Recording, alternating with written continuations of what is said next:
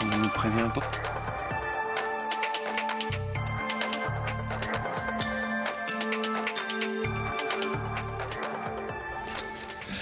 L'information ce soir avec Mickaël Texier. Au sommaire de ce journal, les élus de la région sont unanimes pour défendre l'intégrité territoriale des Pays de la Loire. Et oui, c'est ce qui ressort de la séance extraordinaire du Conseil régional qui lançait aujourd'hui les débats autour de la réforme territoriale.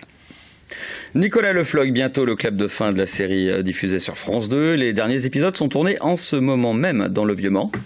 Et puis découverte d'une discipline étonnante, le culturisme, avec les demi-finales nationales qui se déroulaient au Mans ce week-end. Mon invité Samuel Cadeau, secrétaire départemental de la CFDT Interco. Les syndicats qui partent désunis pour la journée d'action contre le gel du point d'indice des fonctionnaires jeudi prochain. Non au démantèlement des Pays de la Loire, c'est le message unanime des élus du Conseil régional. Des élus réunis à Nantes aujourd'hui en séance extraordinaire pour lancer le débat sur la réforme territoriale envisagée par le gouvernement. Une réforme qui pourrait entraîner un redécoupage de la région selon les scénarios. La Sarthe, par exemple, pourrait rejoindre la Normandie ou encore la région centre. Hors de question pour les élus qui souhaitent le maintien de l'unité des Pays de la Loire. Marion Vigreux. Mettre fin au dépeçage, au jeu du chacun construit sa région. Tel était l'objectif du président Jacques Oxiette en réunissant ce mardi matin, en séance exceptionnelle, le Conseil régional. Les découpages territoriaux envisagés dans le cadre de la réforme agitent les élus. Aussi, dans son discours inaugural, le président a tenu à réaffirmer l'entité de la région Pays de la Loire. Que les Pays de la Loire, ça marche, ça existe, et que les acteurs de ce territoire, dans leur diversité politique, institutionnelle, économique, ont pris l'habitude de travailler ensemble et, je dirais, dans certains aspects, de réussir ensemble. La région Pays de Loire, créée en 1974, il y a donc 40 ans, compte 3 600 000 habitants.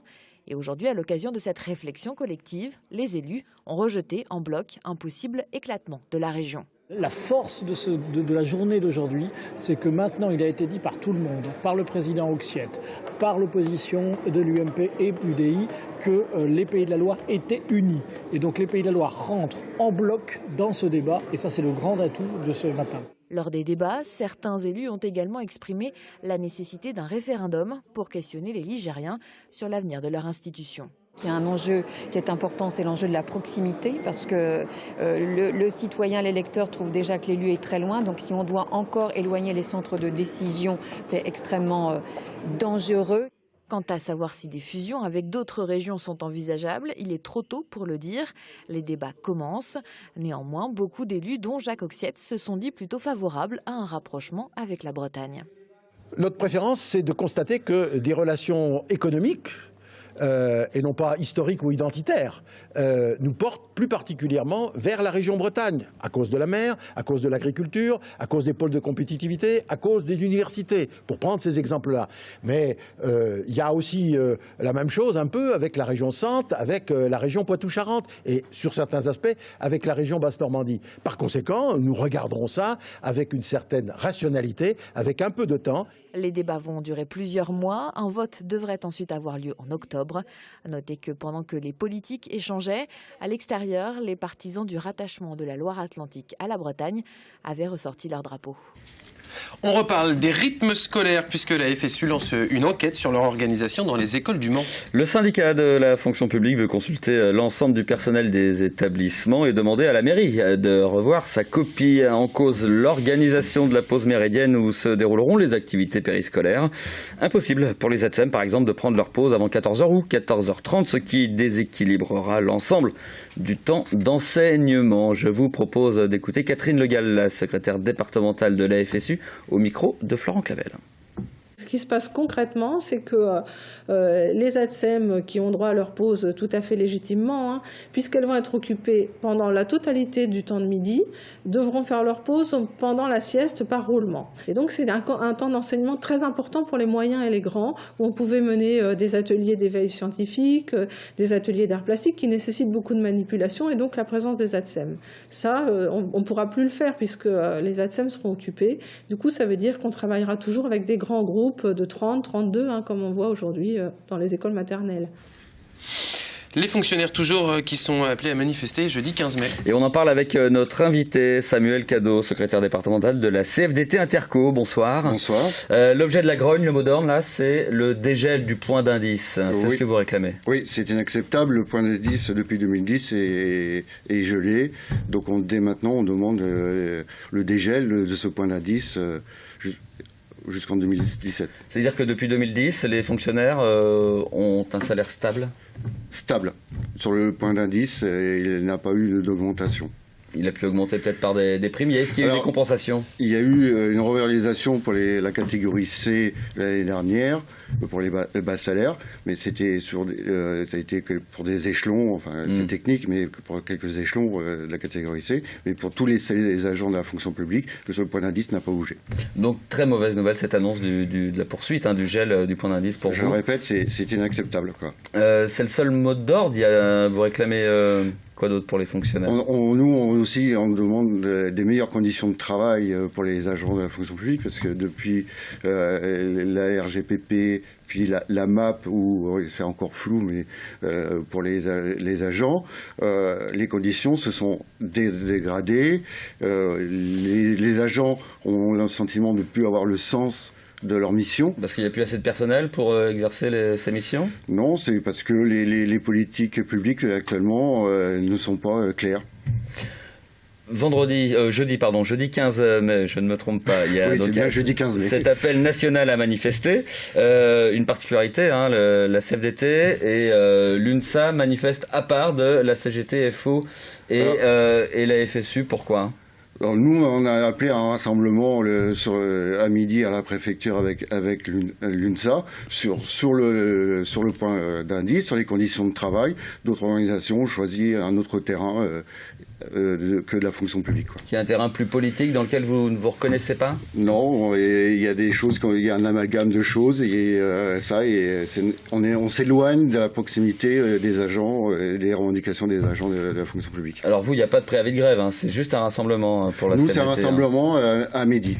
Merci Samuel Cadeau de nous avoir parlé donc de ces revendications et puis de cette divergence de vue syndicale sur cette journée du 15 mai. Merci à vous.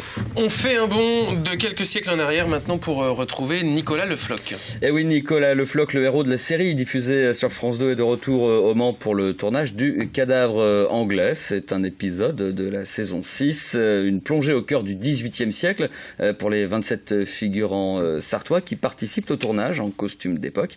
Un tournage qui s'est poursuivi toute cette journée et ce, malgré les intempéries. Lucille Cantel. Sous les gouttes, les figurants ont fait vivre le décor rue des Chanoines.